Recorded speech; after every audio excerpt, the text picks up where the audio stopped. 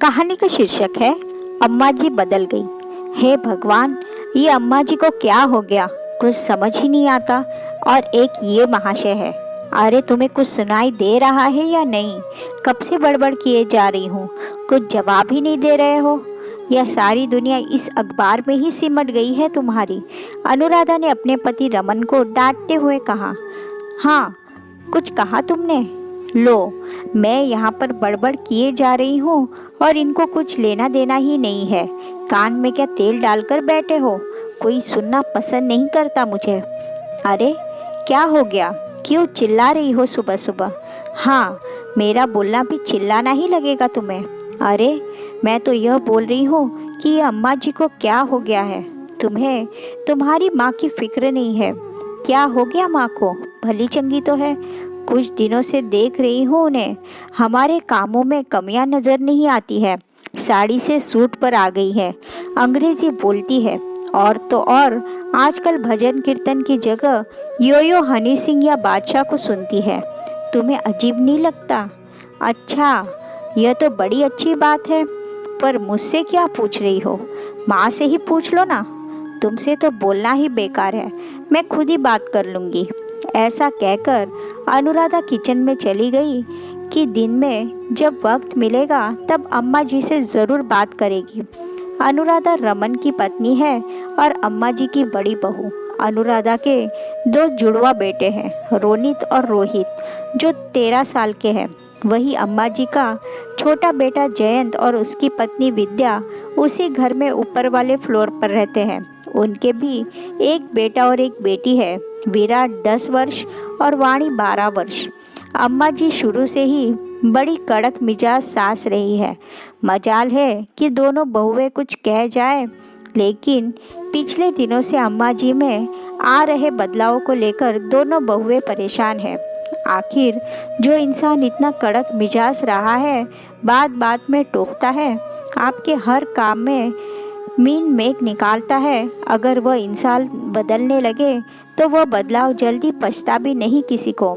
यही सब उनकी बहुओं के साथ हो रहा था। वे भी अम्मा जी में हो रहे बदलाव को पचा नहीं पा रही थी। आज अम्मा जी तैयार होकर बाहर आई तो सब लोग देखते ही रह गए। फिटिंग सूट पहने, आंखों पर चश्मा, बाल खुले हुए, बिल्कुल टिप टॉप होकर कहीं बाहर जाने को तैयार। गाइस, मैं अपने नए फ्रेंड्स के साथ पार्टी करने बाहर जा रही हूँ, मेरा लंच मत बनाना, बाय। बस इतना ही कहा और रवाना हो गई।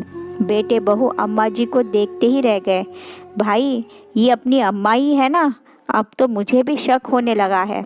हम ना कहते थे अम्मा जी बहुत बदल गई है, लेकिन तुम दोनों भाई सुनते तक नहीं थे। अब तो माँ से बात करनी ही पड़ेगी। और ये नए दोस्त कौन आ गए इनके?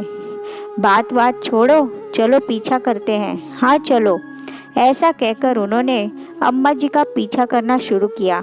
करीब 1-1.5 किलोमीटर चलने के बाद अम्मा जी एक छोटे से रेस्टोरेंट में घुस गई। अब अंदर पहले कौन जाए? चारों इसी सोच में लगे हुए थे। इसी उधेड़-बुन में करीबन 10-15 मिनट वेस्ट कर दिए। रमन भैया, आप सबसे बड़े हो, पहले आप जाओ। अच्छा, पर अम्मा ने देख लिया ना तो बैंड बजा देगी मेरी। अच्छा भाभी, आप जाओ। वाह, माँ तुम्हारी है और बलि का बकरा मुझे बना रहे हो। जयंत, तू छोटा है ना, तू जा। नहीं भाई, दोनों साथ ही चलेंगे। आखिर हिम्मत करके दोनों भाई अंदर गए। वहाँ का मंजर देखकर चुपचाप खड़े रह गए। पीछे पीछे दोनों बहुएं भी अंदर आई तो देखकर हैरान रह गई।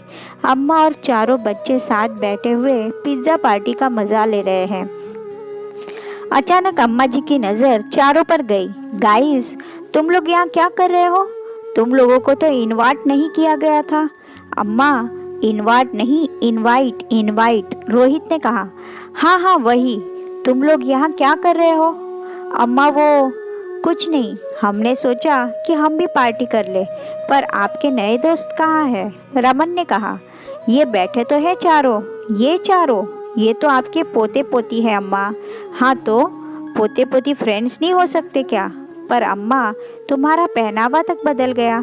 तुम तो ऐसे न थी। सुनकर अम्मा उदास हो गई और बोली, घर में मैं सबसे बड़ी थी तो छोटे भाई बहनों को मैं ही संभालती थी।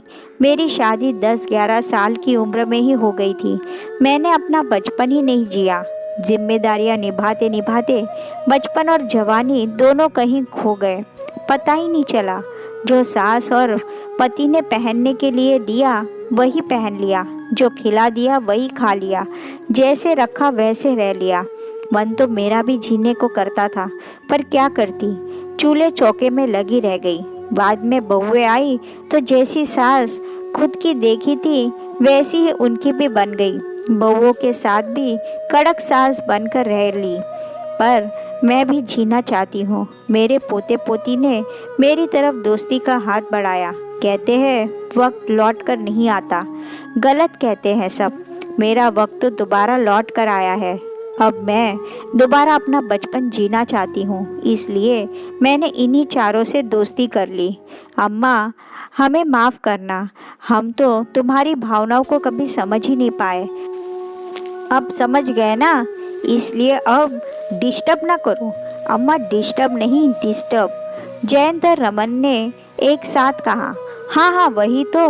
अब तुम लोगों को पिज़्ज़ा खाना है तो खा लो, पर पैसे शेयर करने पड़ेंगे। शेयर नहीं अम्मा, शेयर। हाँ हाँ वही तो।